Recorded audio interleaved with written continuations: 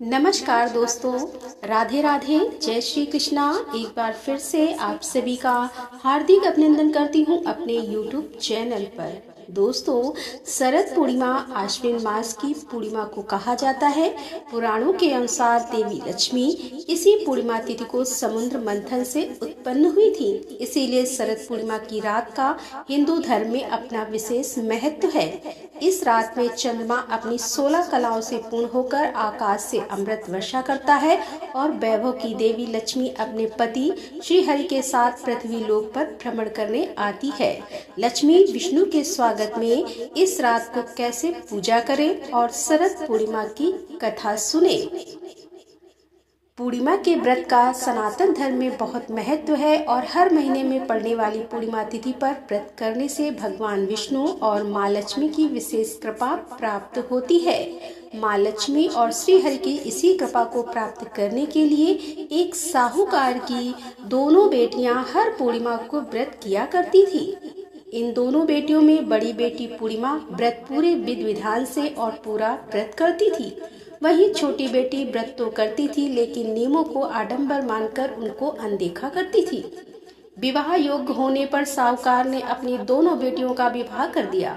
बड़ी बेटी के घर समय पर स्वस्थ संतान का जन्म हुआ। संतान का जन्म छोटी बेटी के घर भी हुआ, लेकिन उसकी संतान पैदा होते ही दम तोड़ देती थी। 2-3 बार ऐसा होने पर उसने एक ब्राह्मण को बुलाकर अपनी व्यथा कही और धार्मिक उपाय पूछा। उसकी सारी बात सुनकर और कुछ प्रश्न पूछने के बाद ब्राह्मण ने उससे कहा कि तुम पूर्णिमा का अधूरा व्रत करती हो, इस कारण तुम्हारा व्रत फलित नहीं होता है और तुम्हें अधूरे व्रत का दोष लगता है। ब्राह्मण की बात सुनकर छोटी बेटी ने पूर्णिमा व्रत पूरे विधि विधान से करने का निर्णय लिया, लेकिन पूर्णिमा आने से पहले ही उसने एक बेटे को जन्म दिया। जन्म लेते ही बेटे की मृत्यु हो गई।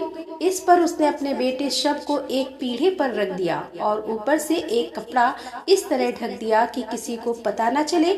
फिर उसने अपनी बड़ी बहन को बुलाया और बैठने के लिए वही पीढ़ा दे दिया। जैसे ही बड़ी बहन उस पीढ़े पर बैठने लगी, उसके लहंगे की किनारी बच्चे को छू गई और वह जीवित होकर तुरंत रोने लगा।